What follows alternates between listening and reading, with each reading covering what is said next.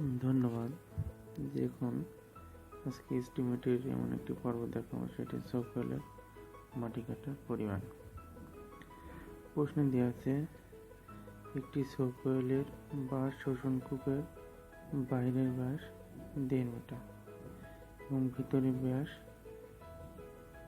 1 metre. কূপটির গভীরতা 2 metre হলে কি পরিমাণ মাটি খনন করতে হবে? তাহলে আমরা শোষণ কূপের টাকা নিলাম, ভিতরে ব্যাস দেওয়া আছে ডি, অর্থাৎ গাঁথুনির পর্যায়ে ভিতরে ফাঁকা অংশটা পাবো সেটা, এবং গাঁথুনির পূর্বে যে মাটির সম্পূর্ণটা কাটতে হবে সে অংশের পরিমাণ হচ্ছে ডি, এবং হাইট দেওয়া আছে 2 মিটার। মাটির সমতল পৃষ্ঠ থেকে 2 মিটার গভীরে খনন করতে হবে। তাহলে দেওয়া আছে বলে আমরা দেখে নিই। সম্পূর্ণ গভীরতা দেওয়া আছে 1.5 মিটার এবং গাঁথুনি পর্যায়ে সেটা দেওয়া আছে 1 মিটার। তাহলে মাটি কাটার পরিমাণে চলে যায়। তাহলে মাটি কাটার পরিমাণকে আমরা ভলিউম বা আয়তন দ্বারা প্রকাশ করি। এই জন্য ভি।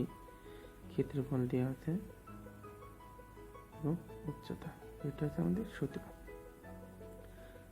বৃত্তের ক্ষেত্রফল সূত্র কি? π/4 গুণিতক ডি স্কয়ার, অর্থাৎ ডাই স্কয়ার, এবং উচ্চতা এইচ। তাহলে π/4 গুণিতক ডাই দেওয়া আছে আমাদের কত? ভিতরে 1.5 মিটার এবং উচ্চতা দেওয়া আছে 2 মিটার। তাহলে গুণ করলে আসে 3.53 ঘনমিটার। এটা আমাদের সম্পূর্ণ মাটি কাটার পরিমাণ, এত ঘনমিটার। আশা করি আপনারা ভিডিওটি বুঝতে পেরেছেন। ধন্যবাদ।